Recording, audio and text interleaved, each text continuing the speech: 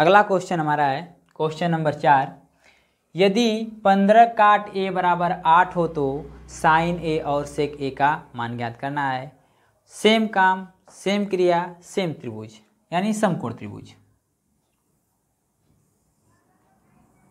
नाम रख लेते हैं ए, बी और सी। ये समकोण होता है।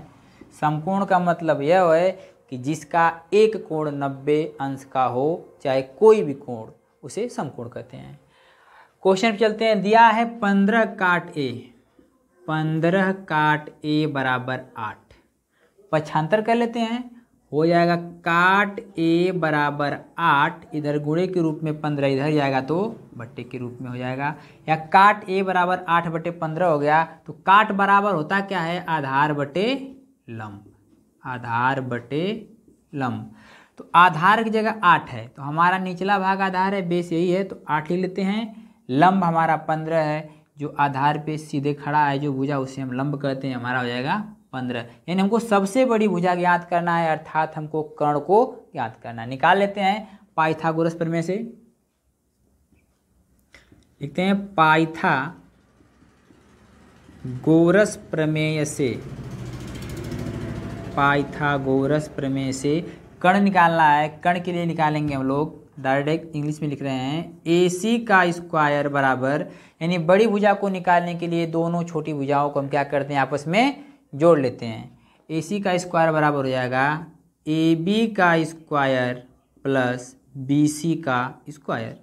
या AC का स्क्वायर बराबर AB का मान है 8, हो जाएगा 8 का स्क्वायर प्लस BC 15 दिया हुआ है, 15 का स्क्वायर। AC का स्क्वायर बराबर 8 का वर्ग हो जाएगा 64 प्लस 15 का वर्ग हो जाएगा 225। या लिख सकते हैं AC का स्क्वायर बराबर 64 और 25 को जोड़ देंगे, हो जाएगा 289। या AC बराबर हो जाएगा 289 किस संख्या का वर्गमूल है? 17 का है, तो लिख लेंगे AC का मान आ जाएगा 17। यानी हमारा जो कर्ण निकल के आ गया है वो आ गया है 17। अब चलते हैं अपने सवाल पे हम लोग। हमारा सवाल कह रहा है कि तब बताइए कि साइन ए और सेक ए का मान क्या होगा। लिखते हैं सवाल, अतः साइन ए बराबर क्या होता है? लंब बटे कर्ण। लंब बटे कर्ण, यानी हमारा लंब क्या है? लंब हमारा 15 है और कर्ण क्या है? जो हमारे 90 डिग्री के सामने वाली भुजा वो कर्ण होती है, यानी 17। और इसी प्रकार लिखेंगे, इसी प्रकार हमको निकालना है सेक ए का मान। सेक ए बराबर क्या होता है? काश बराबर हमारा होता है आधार बटे कर्ण, तो सेक उसका उल्टा हो जाएगा कर्ण बटे आधार। कर्ण बटे आधार, तो कर्ण हमारा कितना है? जो सबसे बड़ी भुजा है वो कर्ण या विकर्ण कहलाती है, हो जाएगा 17 और आधार यानी बेस हमारा हो जाएगा 8। 17 बटे 8। ये हमारे दोनों सवाल हो चुके हैं। ये बिल्कुल हो जाएगा हमारा अब मक्खन। बच्चे आराम से इसको पचा सकते हैं। 4 क्वेश्चन हम लोग हल कर चुके हैं। 5वां क्वेश्चन देखते हैं।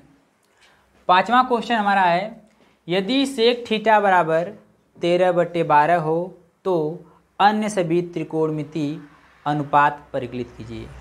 अन्य सभी त्रिकोणमिति अनुपात मैंने पहले क्लास में बता दिया है। 6 होते हैं, साइन, काश, टैन, काट, सेक और कोसेक। तो सेक का दे रखा है, हमको 5 का निकालना है। आइए निकालते हैं उसको। सबसे पहले समकोण त्रिभुज बनाते हैं। समकोण त्रिभुज वे त्रिभुज जिसका एक कोण 90 डिग्री का हो, बाकी कोण न्यून कोण हो। 30 भी हो सकता है, 60 भी हो सकता है, 45 होता है, जो भी हो, लेकिन एक कोण हमारा कितने अंश का होना चाहिए? 90 अंश का होना चाहिए। इसमें हमारा लंब हो गया, यह आधार हो गया और ये कर्ण हो गया। हम लंब को परपेंडिकुलर बोलते हैं। क्या बोलते हैं? परपेंडिकुलर। इसको P से डिनोट करते हैं। आधार को बेस बोलते हैं, इसको B से डिनोट करते हैं। और कर्ण को हाइपोटेन्यूस बोलते हैं, इसको H से प्रदर्शित करते हैं। ठीक है, अब हम सवाल पे चलते हैं। दिया हमारा सेक थीटा, सेक थीटा बराबर 13/12 12, 13/12। तो सेक थीटा बराबर होता क्या है, कर्ण बटे आधार, कर्ण बटे आधार। मान रख लेते हैं कर्ण के स्थान पे कितना हमारा है 13 है और आधार के स्थान पे कितना है 12 है। यहाँ तक तो किसी बच्चे को कोई दिक्कत नहीं होना चाहिए। अब आते हैं हम सवाल पे, लगाते हैं पाइथागोरस प्रमेय को। पुराना वही नियम लिखेंगे, पाइथागोरस प्रमेय से, पाइथागोरस प्रमेय से हमें निकालना है लंब, यानी एक बड़ी भुजा मालूम है, एक छोटी भुजा मालूम है और हमें दूसरी छोटी भुजा ज्ञात करना है। तो इसके लिए क्या करते हैं, बड़ी भुजा में से छोटी भुजा को घटा देते हैं, यानी लिख देंगे हम लंब निकालना है तो लिख देंगे BC यानी लंब का स्क्वायर, BC का स्क्वायर कर्ण में से आधार को हटा देंगे, यानी AC का स्क्वायर माइनस AB का स्क्वायर।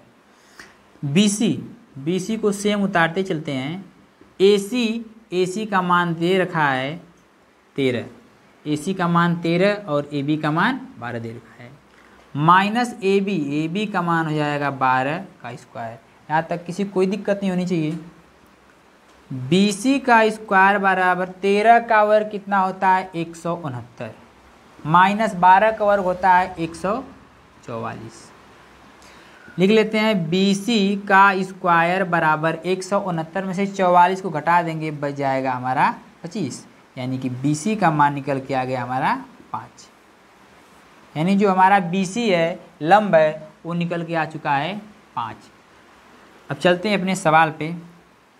हमारा सवाल ये कह रहा है कि अगर सेक थीटा बराबर 13/12 हो तो 5 जो शेष त्रिकोणमितीय अनुपात बचते हैं उनका मान क्या होगा। लिखते हैं पांचों का मान। पहला हमारा होता है साइन A, साइन A बराबर हमारा होता है लंब बटे कर्ण, लंब बटे कर्ण। तो हमारा इस समकोण त्रिभुज में लंब क्या है 5, यानी BC लिख सकते हैं। BC बटे कर्ण क्या हमारा है AC, या BC का मान यहाँ पे 5 दे रखा है और AC का मान 13 दे रखा है, यानी कि साइन बराबर कितना आ गया 5/13। दूसरा हमारा है कास A, कास A बराबर यानी होता है आधार बटे कर्ण, आधार बटे कर्ण। आधार को इंग्लिश में डिनोट कर देते हैं, आधार हमारा AB है, AB हो जाएगा, बटे कर्ण हमारा AC है, AC। AB का मान दे रखा है 12 और AC का मान हमारा यानी कर्ण का मान हमारा है 13। साइन और कास का मान निकल चुका है। तीसरा हमारा आता है tan A बराबर हमारा आता है लंब बटे आधार।